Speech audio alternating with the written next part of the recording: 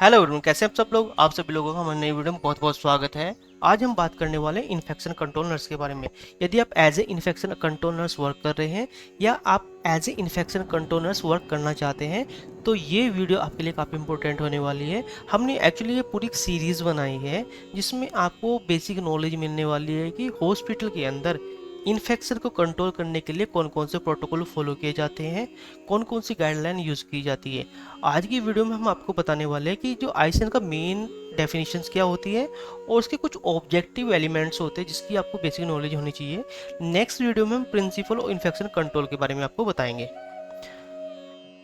जो infection control nurse होती है उसका जो मेन काम होता है इन्फेक्शन को कंट्रोल करने के लिए कि यदि जो भी हॉस्पिटल में आपके डॉक्टर्स हैं, नर्सिंग स्टाफ है या पैरामेडिकल स्टाफ है या फिर आपका सपोर्टिव स्टाफ है, तो उसके लिए क्या करना होता है, जो एक चेन होती है उस चेन को तोड़ने का काम कौन करती है, इन्फेक्शन कंट्रोल नर्स। भाई देखो, अगर एक पेशेंट से इन्फेक्शन दूसरे पेशेंट को जाएगा ना, तो वो पेशेंट के आपके स्टाफ के थ्रू ही ट्रांसफ़र होता है एक पेशेंट से दूसरे पेशेंट को। तो आपको क्या करना है, उसे रिड्यूस करने के लिए आपको proper hand hygiene protocol follow करना पड़ेगा, स्टिलाइजेशन प्रोटोकॉल फॉलो करना पड़ेगा। यदि आपका कोई कम्युनिकेबल या नॉन कम्युनिकेबल डिजीज़ का पेशेंट जैसे टीबी का पेशेंट है, तो आपके पास में एक आइसोलेशन रूम अलग से होना चाहिए। फिर उसके बाद सेफ हैंडलिंग ऑफ पेशेंट्स। भाई आपने अगर सपोज करो जो पेशेंट्स आपके पास अवेलेबल है आईसीयू में, एक नर्सिंग स्टाफ उस पेशेंट को दूसरे नर्सिंग स्टाफ को हैंड ओवर देके जाती है, तो उसे भी सेम प्रोटोकॉल फॉलो करने चाहिए। सेकंड, जो भी इक्विपमेंट आपकी डिपार्टमेंट में यूज हो रहे हैं वो प्रॉपर स्टिलाइज होने चाहिए। ठीक है, उसके बाद में जो इन्वायरमेंट आपका प्रॉपर क्लीन होना चाहिए, आपको उसके कल्चर कराने। ये सब काम करने के बाद इन्फेक्शन कंट्रोल क्या करती है, उस डिपार्टमेंट में या उस ऑर्गेनाइजेशन के अंदर जो भी इन्फेक्शन होता है उसको रिड्यूस करने का काम करती है, यानी वो जो कम हो जाए ऐसे प्रोटोकॉल फॉलो कराती है। नेक्स्ट बात आती है ऑब्जेक्टिव इन्फेक्शन कंट्रोल। सबसे पहले आता है हमारा HAI।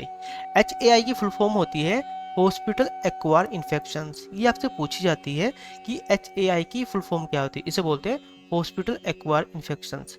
Protect patient from the infection acquire during the medical care. यदि कोई पेशेंट आपका आईसीयू में एडमिट है, आपके जनरल वार्ड में है या किसी और वार्ड में है, जैसे आपका सीसी हो गया, सीसी हो गया, सीसीएम हो गया, एमआईसी हो गया, एनआईसी हो गया, पीआईसी हो गया, ये काफ़ी आपके पास जो आईसीयू अवेलेबल होते हैं हॉस्पिटल के अंदर। इसके अंदर जो भी पेशेंट्स आपका एडमिट है, उस पेशेंट को आप इन्फेक्शन से कैसे बचा सकते हो, इसके लिए जो भी गाइडलाइन है वो इन्फेक्शन कंट्रोल ऑफिसर हो या इन्फेक्शन कंट्रोल नर्स है उसको प्रोवाइड कराती है, जिससे कि उस पेशेंट को इन्फेक्शन ना हो। सेकंड आता है प्रोटेक्ट हेल्थ केयर वर्कर। अब आपको पता है हॉस्पिटल के अंदर आपके डॉक्टर्स भी होते हैं, नर्स भी होती है और स्टाफ भी होता है। अब यदि कोई पेशेंट है, सपोज कोई ये पेशेंट हो गया, इसको यदि इन्फेक्शन जाना है इस दूसरे पेशेंट से, तो इसमें से जो इसका मेन बेस होगा ना, इस पेशेंट से इस पेशेंट में इन्फेक्शन ट्रांसफर होने का, उसमें जो मेन रिस्पॉन्सिबल होता है डॉक्टर्स होता है, नर्स होता है, स्टाफ होता है। अगर यदि कोई नर्स है किसी पेशेंट को मेडिसिन दे रही है और proper hand hygiene protocol follow नहीं कर रही, 5 मूवमेंट फॉलो नहीं कर रही, तो इन्फेक्शन तो ऑलरेडी भाई इस पेशेंट से इसके पेशेंट के पास जाएगा। क्यों? उसका मेन रीज़न ये है कि ये जो पेशेंट है, इस पेशेंट को ये नर्सिंग स्टाफ इसको टच भी तो करेगा फिजिकली, इसका हैंड चेक करेगा, वाइटल चेक करेगा, या फिर इसकी जो इसका बेड है उसको टच करेगा, या फिर इसकी जो कार्डिक टेबल है उसको टच करेगा। तो वहाँ से भी क्या होता है, जो इन्फेक्शंस है वो एक पेशेंट से दूसरे पेशेंट को जाने के चांसेस रहते हैं। ठीक है। नेक्स्ट है protect visitor and community, prevent the spread of infection outside the hospital.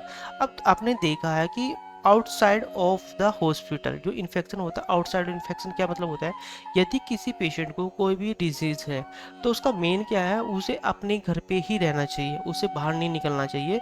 यदि वो बाहर भी निकलता है तो उससे प्रॉपर पीपी किट यूज़ करनी चाहिए।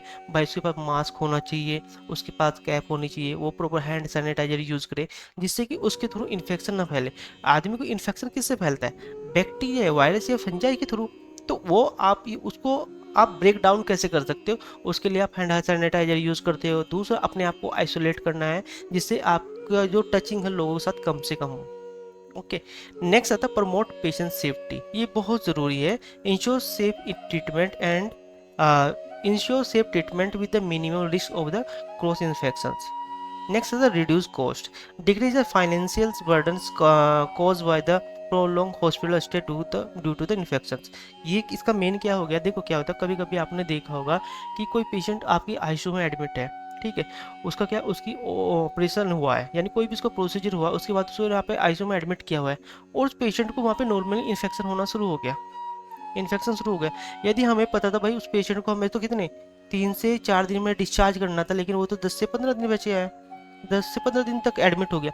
अब उस सिचुएशन में क्या होगा भाई, उसकी तो कॉस्ट बढ़ जाएगी। मेरा काम क्या है कि भाई पेशेंट की कॉस्ट जो कम से कम हो, यदि उसकी कॉस्ट कम से कम होगी तो वो अच्छे से जाएगा। अब मुझे पता 3 से 4 दिन में वो डिस्चार्ज होकर चलाएगा, लेकिन उसे इन्फेक्शन हो गया, उसे यूटीआई हो गया, या उसका बैड शोर हो गया, या उसे वैप हो गया, उसे क्लैप्सी हो गया, उसे एसएसआई हो गया, इसमें तो कोई सी भी इन्फेक्शन हो गया, अब तो उसका टाइम बढ़ जाएगा, अब उसका कॉस्ट भी बढ़ेगी। तो आपका मेन काम क्या है, उस कॉस्ट को रिड्यूस करना। नेक्स्ट है ensure compliance, follow national and international infection control standard. देखो क्या होता है, जब भी हम किसी हॉस्पिटल के अंदर इन्फेक्शन को कंट्रोल करने की बात करते हैं, हम डायरेक्टली नहीं करते, हमारे पास में कोई ना कोई गाइडलाइन होनी चाहिए, चाहे वो नेशनल गाइडलाइन हो, चाहे वो इंटरनेशनल गाइडलाइन हो। उसी के बिहाफ पे हम क्या कर सकते हैं, हम इन्फेक्शन को कंट्रोल कर सकते हैं ऑर्गेनाइजेशन के लिए। इसमें 3 आपकी जो ऑर्गेनाइजेशन है वो सबसे ज़्यादा पार्टिसिपेट करती है। सबसे पहला आता है आपका WHO, सेकंड आता है आपका CDC, थर्ड आता है आपका NABH। ये तीनों, और इंडिया में एक और होता है ICMR। ये सब क्या करते हैं, ये आपको गाइडलाइन देते हैं कि भाई आप अपने ऑर्गेनाइजेशन के अंदर इन्फेक्शन को कैसे रिड्यूस कर सकते हैं। अब ये कुछ मेन पॉइंट है, दो इन्फेक्शन आउटब्रेक जो होता है, infection outside the prevent spread infection outside hospital, it's critical practice good hand hygiene, stay home when sick and maintain safe distance from others. मैंने इसके बारे में ऑलरेडी बता दिया। यदि आपको कोई भी प्रॉब्लम है, आप अपने घर पे है, तो आपको क्या करना है, कम से कम बाहर नहीं जाना है, लोगों से एक्स्ट्रा नहीं मिलना है, ठीक है। दूसरा, आपको हैंड हाइजीन प्रोटोकॉल फॉलो करना है। थर्ड, आपको पीपी किट यूज़ करनी है, यदि आप बाहर जाते हैं, लोगों से डिस्टेंस बना के रखें। मैंने ऑलरेडी अभी बताया था आपको, आपको मास्क भी यूज़ करना, आपको गाउन भी यूज़ करना है यदि आप बाहर जाते हो। नेक्स्ट आता है इन्फेक्शन एजेंट। ये पूछा जाता है कि what is a infection agent, कौन कौन से होते हैं। देखो, जो भी आपके इन्फेक्शन एजेंट होते हैं उसे हम पैथोजन भी कहते हैं, या जो कि आपको माइक्रो ऑर्गेनिज्म होते हैं। माइक्रो ऑर्गेनिज्म वो चीज़ें होती हैं जो हमें दिखाई नहीं देती, लेकिन माइक्रोस्कोपी के थ्रू हम माइक्रो ऑर्गेनिज्म को देख सकते हैं, और इसी की वजह से कोई भी पेशेंट को डिजीज होती है। किसकी? माइक्रो ऑर्गेनिज्म की वजह से। ये कौन कौन से हो सकते हैं भाई, आपका वायरस हो सकता है, आपका बैक्टीरिया हो सकता है, आपका फंजाई हो सकता है, आपका प्रोटोजो हो सकता है। ये कुछ आपके जो माइक्रो ऑर्गेनिज्म होते हैं जो कि डिजीज को कॉज करने की हेल्प करते हैं बॉडी के अंदर, इन्हीं की वजह से आदमी में इन्फेक्शन होता है, ठीक है। अभी मैं धीरे धीरे आपको बैक्टीरिया, वायरस, फंजाई, प्रोटोजोआ के बारे में भी बताऊंगा, इससे कौन कौन सी डिजीज होती है, इसके ट्रांसमिशन का प्रोटोकॉल्स क्या है, ठीक है। उन बैक्टीरियाज के नाम भी आपको बताया जाएगा। This agent can be transmitted from the one host to another, cause range of the illness from the milk several. अब ये क्या होता है, ये जो बैक्टीरियाज होते हैं, वायरस होते हैं, एक आदमी से दूसरे आदमी में फैलते हैं। मैंने बोला था एक आदमी से दूसरे आदमी में फैलते हैं, इसलिए हम लोग क्या करते हैं, इसलिए हम हैंड हाइजीन प्रोटोकॉल फॉलो कराते हैं। तो अब मिलते हैं हम आपको नेक्स्ट वीडियो में। यदि वीडियो अच्छी लगी हो तो लाइक और सब्सक्राइब करें, जिससे आने वाली वीडियो का नोटिफिकेशन आपको मिलता रहे। इससे हमें मोटिवेशन भी मिलता है। हाँ, यदि आप किसी और टॉपिक पे भी वीडियो चाहते हैं, आप हमें जरूर बताएं। यदि आपको वीडियो में कोई मिस्टेक लगी हो तो उसके बारे में भी हम कमेंट करके बताएं, जिससे कि हम इसमें थोड़ा थोड़ा इंप्रूवमेंट करते रहें। डेली आपको कुछ ना कुछ इंप्रूवमेंट मिलेगा। आज के लिए इतना ही, धन्यवाद।